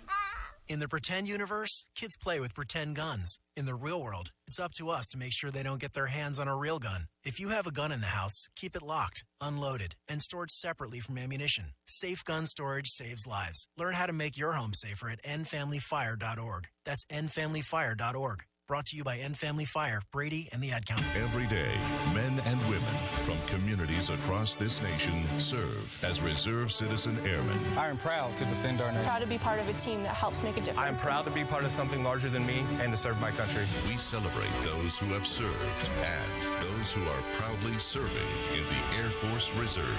Our mission is to fly, fight, and win in air, space, and cyberspace. I am proud to be a member. I am proud to protect our... Proud to serve in the U.S. Air Force Reserve. My mother was very familiar with her neighborhood, but one day she stopped at the stop sign and she wasn't even really sure where she was at. When something feels different, it could be Alzheimer's. Now is the time to talk. A message from the Alzheimer's Association and the Ad Council. Melissa from Michigan. I work an extra part-time job serving lunch at my child's school, but I still can't afford to put food on our table. Daniel from California. Choosing whether to pay the rent or pay to fix the car to get to work doesn't leave us with much at all. Now we can't even pay for meals. Hunger is a story we can end. End it at feedingamerica.org. Brought to you by Feeding America and the Ad Council. Watch out! You got me! The galaxy is safe once again.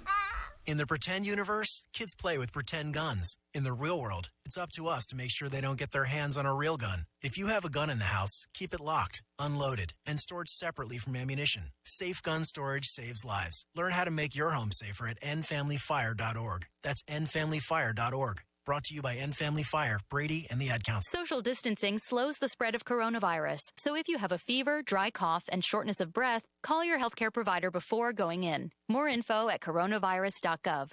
Let's all do our part, because we're all #AloneTogether. Brought to you by the Ad Council. Donna from Louisiana.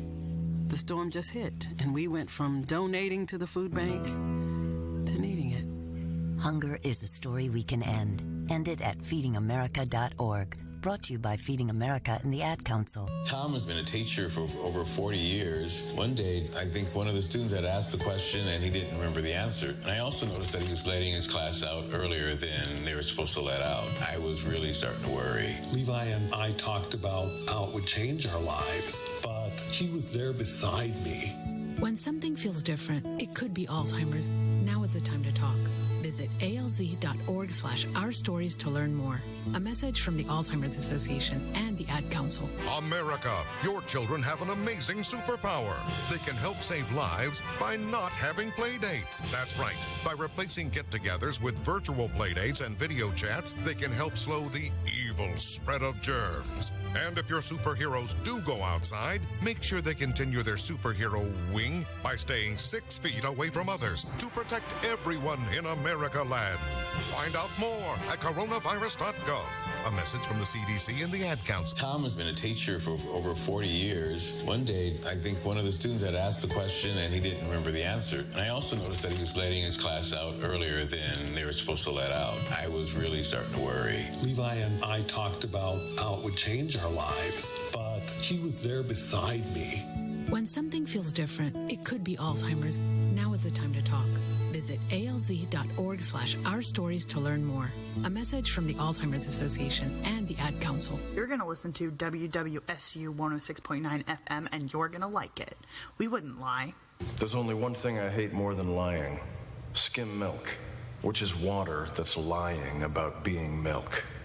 You are listening to Testa and Neal. Keep it real right here on Dayton's Right Choice, WWSU 106.9 FM.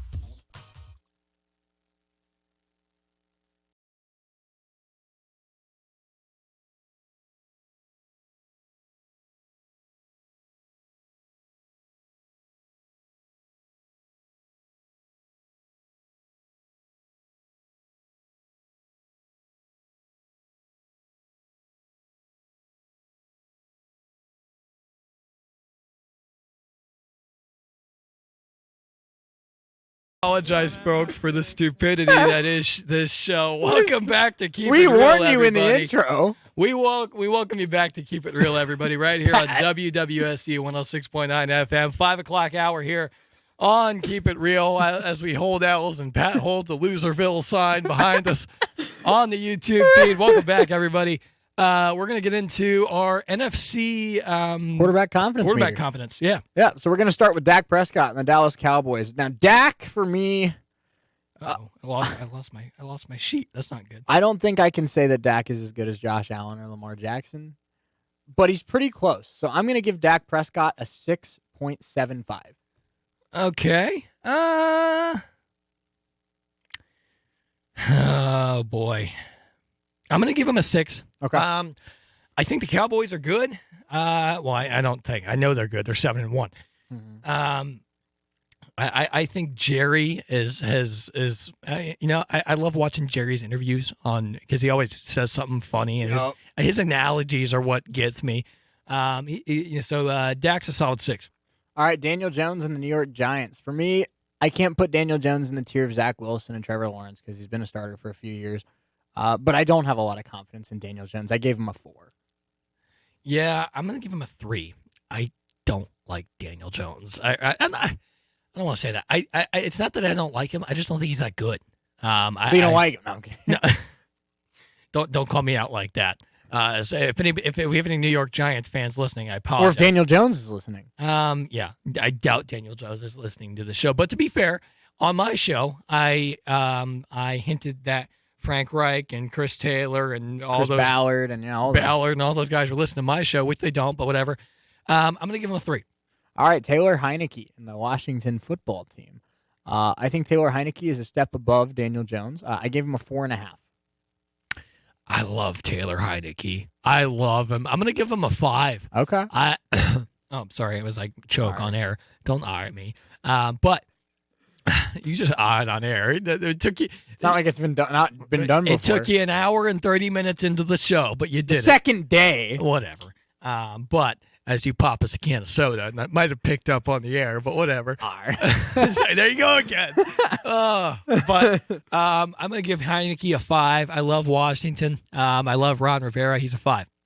Yeah. I like Heineke. That's why I gave him a higher rating than Daniel Jones. I just don't know if I can buy him as a league average quarterback yet. I think he has that potential. Jalen Hurts, I gave a 4 for the Philadelphia Eagles. I'm going to give him a 4 as well. And I'm going to make a very dumb pun right here, so I apologize in advance. It hurts me to watch Jalen Hurts on Sundays. All right.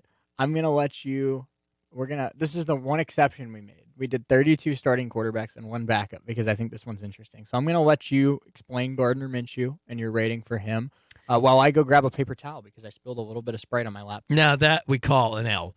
But I like Gardner. I really, really do.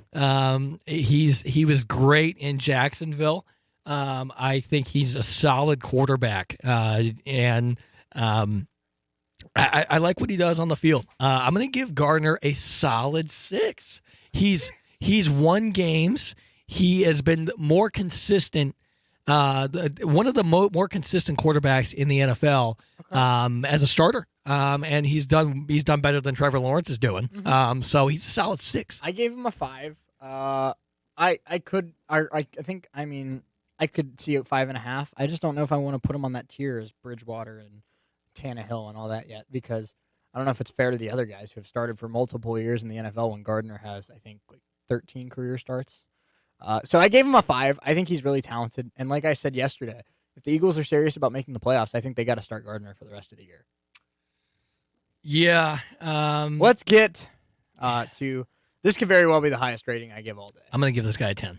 Aaron Rodgers. I'm going to give him a 9, only because 2 reasons. One, I don't believe in a perfect situation where it's a perfect 10. Nothing's perfect, but as a player, I think he is. As a player, he's a 10, but we've seen in the last 8 months of his tenure that sometimes it gets a little rocky with the relationship between Aaron Rodgers and the team he plays for. So I gave him a 9 just because I'd have that in the back of my head. I like him. I think if I would want any quarterback on my team right now, it'd be Aaron Rodgers. Anyone in the NFL, I would want Aaron Rodgers. Obviously, situations are never perfect, and it's been rocky with him in Green Bay. Mm-hmm. But I still think he's the best quarterback in football. I think there's a very strong argument that he's the most talented quarterback of all time. Most talented, I would agree. Yeah. I think that's a very strong argument. Kirk Cousins. This is hard. Kirk's had a really good year. Kirk can either be really bad or really good. You never know. Yeah, Kirk's had a really good year. I'm going to give him a 7 because of the year he's had. A 7. I'm going to give him the same rating as Dak, 6.75. Okay. I think him and Dak have very similar resumes. Shades of MVP caliber and shades of 5 and 11. Yeah. So I'm giving him a 6.75. So I have him at a 7 because I like the year he's had. He's been really good this year. Yeah. Jared Goff. Goff for me. 4. I'm giving him a 4. I'll give him a 5 because I gave Tua a 5. Okay. I think Goff has more arm talent than Tua. I think Tua's a smarter player. It's one of those deals where a decent quarterback's in a bad situation. Right. There in Detroit. Yeah. I love Dan Campbell. I'm happy that he got a win. I just don't think that Jared Goff is that talented of a quarterback. So he's a 4. Now this might ruffle some feathers, okay? Justin Fields, I'm giving a 4 because I think, other than Mac Jones, of course, but when you're looking at the other 2 starting quarterbacks, Zach Wilson and Trevor Lawrence, I've seen the most out of Justin Fields that makes me feel comfortable. Now, yes, the Bears O-line is abysmal, and yes, he's thrown some picks. But so have the other 2. But I've seen Justin Fields make more plays than the other 2 have. So I gave Justin Fields a 4. I think he's been the second best rookie quarterback in this class so far, which isn't saying a lot. Yeah. I'm going to give him a 4 as well. Same situation as Goff. Decent quarterback, bad situation. Chicago Bear football is not good right now. Fire Matt Nagy, I should specify, has been chanted throughout Chicago for the last month, and I think Fields has talent, and he's able to be.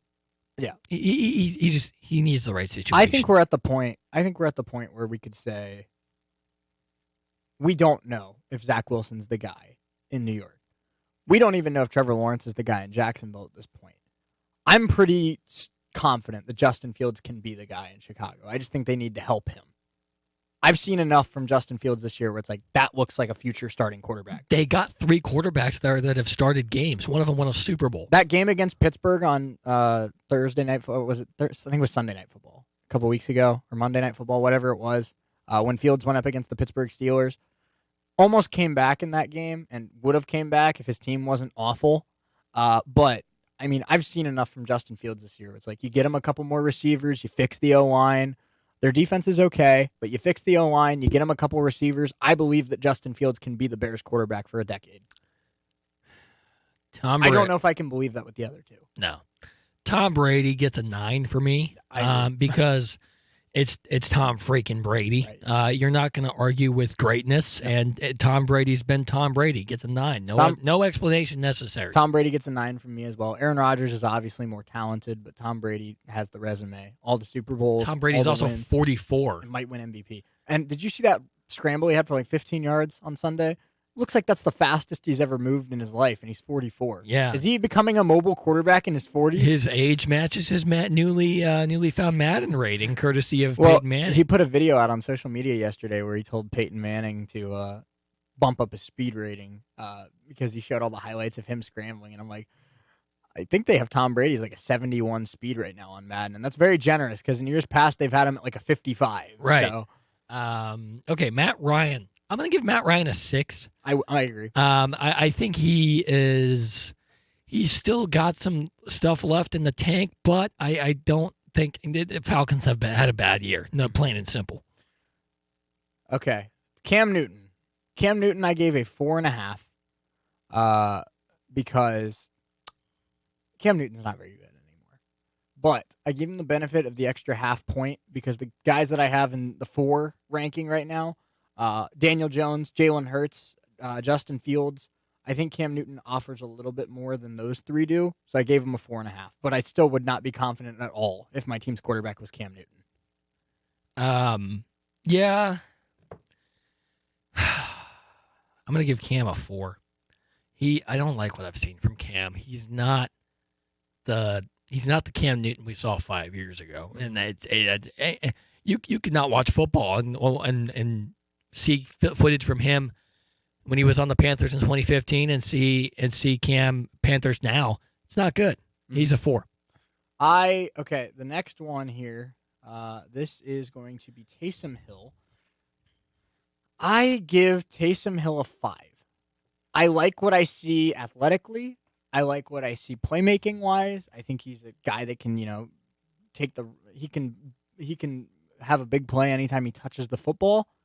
But I just don't know if he can throw the ball, Parker. And that's a big thing that's getting in the way of a quarterback's ability. So for me, he gets a 5. I think when what balances out with all of his athletic ability and all of his playmaking ability with the below average arm, I think it balances out to a league average quarterback. Yeah, I don't think this guy's a quarterback. I don't. I think he's a running back. He's a tight end. He's a wide receiver. He's something. He's not a quarterback. Mm-hmm. His arm talent's not there, but he has managed as the Saints starter. He gets a 4.5. All right, we move to our final division of the day, the NFC West. We're going to start with Kyler Murray. I gave Kyler an 8. I feel really good about Kyler Murray. Hasn't had any serious injuries. He's smart with how he runs. He's a mobile quarterback, but he's smart with how he runs. And unlike a lot of other mobile quarterbacks on this list, like Lamar Jackson, like even sometimes Dak Prescott or Justin Fields, this guy can sling it. This guy can throw the football. Big Kyler Murray guy. He gets an 8 from me. He gets an 8 from me as well. Probably an 8.5. I love Kyler Murray, and he's doing great things there in Arizona, there in Phoenix. Cardinals are one of the NFL's best right now. He gets an 8.5. Russ Wilson and the Seattle Seahawks. I still buy into Russ Wilson quite a bit, but I did account a little bit into age. So for me, he gets a hair under Kyler. He's a 7.5. I'm with you. I'd probably give him a 7. Seahawks have had a bad year, plain and simple.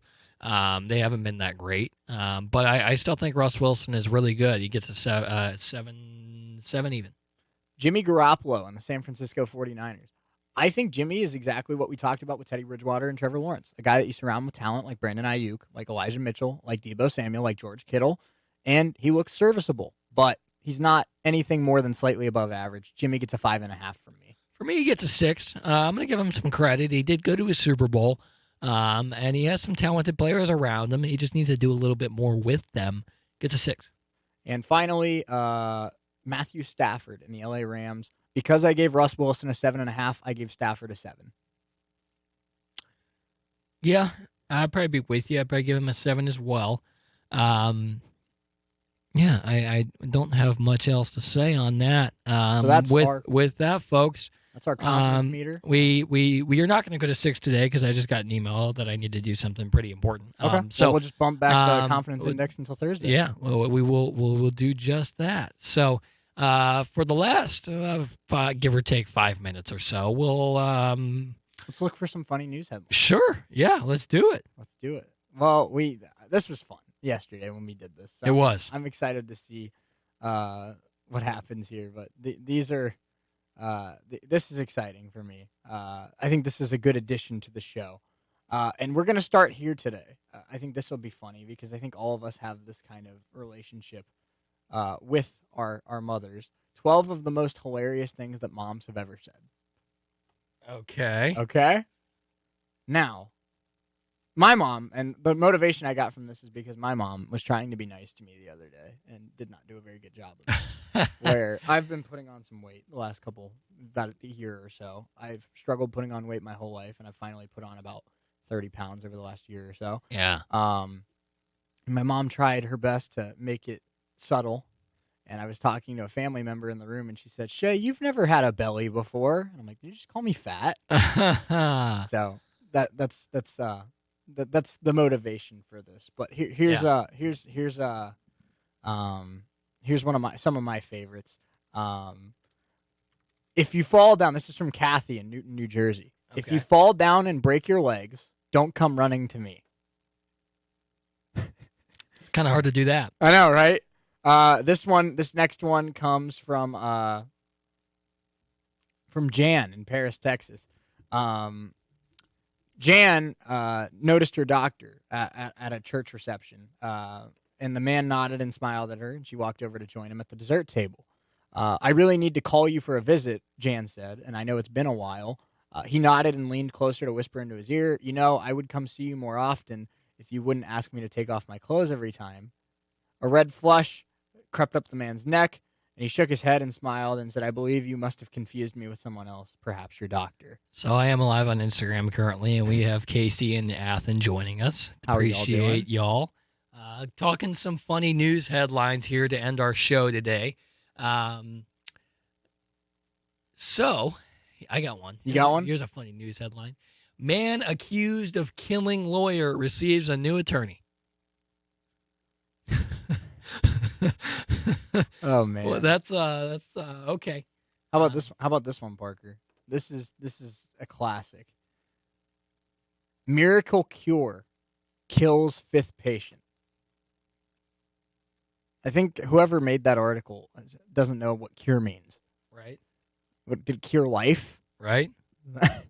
What did they cure? Being alive. They cure L's? No, we still get them. Oh man, that's funny. So let's see what else we can find here. Now, here's a funny one. Mississippi's literacy program shows improvement. Now the problem is they spelled Mississippi wrong on this article. Oh no! Oh my goodness! Oh man! Come on, man! So I got one. Homicide victims rarely talk to police. I can only imagine. I wonder why. Right? Yeah.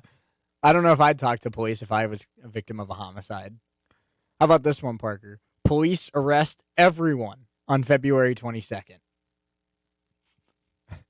Just everybody? Yep. And then in the same newspaper, a few articles down, Thursday is canceled.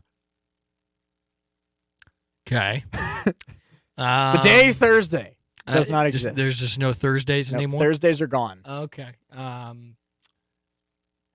Federal agents raid a gun shop, find weapons. How about this one? This is from Jim Boyce at the Clemens Courier. Muddy Creek problem. It's too muddy. Oh, boy. A nuclear explosion would be a disaster. Really? Thank you. This is my personal favorite. Murderer says detective ruined his reputation. No, buddy. I think you did that when you killed someone. Right? Yeah, I mean, duh. One-armed man applauds the kindness of strangers. Wow. How did he do that? I don't know. I don't know. And use then his hand on his leg or something? I don't know. This will be my final one of the day. An Alton attorney in Alton, Wisconsin, accidentally sues himself. Okay. That's an L. What is he going to get out of it? I mean, I don't know. The in this article though it says it almost renews your faith in our legal system, doesn't it? It does. But I got one. Okay. This pertains to Tiger Woods. Oh boy. Tiger Woods, according to Nike, plays with his own balls. That is a bad headline. Nike knew what they were doing too. They were trying to stir the pot there. Nike knew exactly what they were doing. Yeah. And, come on, oh man. boy. Come on, man. I'm just now seeing this Mississippi one. That is bad. That is real bad. Rooms with broken air conditioners are hot. Wow. I'm stunned. Thank you. Know what? And I bet they're even hotter in July. I wonder if that's accurate. It makes me, I don't know about you, Parker, but it makes me extremely confident about my ability to get a job in media because there's a lot of people that I already feel like I'm running laps around here. Right. I mean, come on. Like, here's one. State population to double by 2040. Mm-hmm. Babies to blame. Isn't that how population increases, folks? Way to go, babies. Really? You suck. Really? So one of the comments says, those naughty babies. Well, that's our show, folks, today. Thank you for tuning in. That was wild. It was a wild hour and a half. No show tomorrow, unfortunately. That just, well, I mean, unless you want to like record it early, but I don't know if you can do that. But I'm going to be filling in for Justin Kinner on 1410 tomorrow. Go catch Shea on ESPN Wing 1410 for the Justin Kinner show. We're going to be calling it the Shea Neal show tomorrow. Oh, okay. You're going to be stirring the pot over there. I see you. But we appreciate you tuning in to us, everybody, today. Be sure to catch Shea and the debut of Sierra Lively tomorrow morning. I've got a lot to compete with. She already tied the school record in high jump in her first track. Yeah, that's awesome. She's by far the most talented person on that broadcast team tomorrow. Right. So be sure to catch Sierra and Shea tomorrow, 10:45 at the Nutter Center as Wright State welcomes. Who did they play tomorrow? Lake Erie. Lake Erie tomorrow. The Wright State Raiders look to go 2-0 against Lake Erie this year. One for the guys, one for the ladies. We'll see if it happens. And then be sure to catch myself and the first broadcast and final broadcast of the year from the legendary Trent Arnold. So it'll be myself and Trent tomorrow at 6:45 for Wright State and Akron at the Nutter Center, and Shea and Sierra Lively tomorrow at 10:45 at the Nutter Center as well. All of it you can catch on WWSU 106.9. Yeah, should be a fun one. We'll be back here on Thursday. Thursday should be a lot of fun. We're going to be doing our college football bowl index predictions, as well as either Thursday or Friday, one of the 2 days, a tier list that we're very excited about with our favorite 30 for 30 documentaries on ESPN. Yeah, so it's going to be a lot of fun. So with that, folks, appreciate you hanging out with us since 3:30 today. Approximately 3:46, 3:47, or whatever it is when we went on air. But we appreciate you hanging out with us today, as always. Fashionably late, folks. Right, as always. It wouldn't be a show with either of us if we weren't fashionably late to air. So, with that, appreciate you hanging out with us. Be sure to catch Raider Sports tomorrow, almost all day long on WWSU 106.9 FM. We'll be back Thursday 1:00. So, with that, appreciate y'all. Have a good day. We'll see you soon. Peace.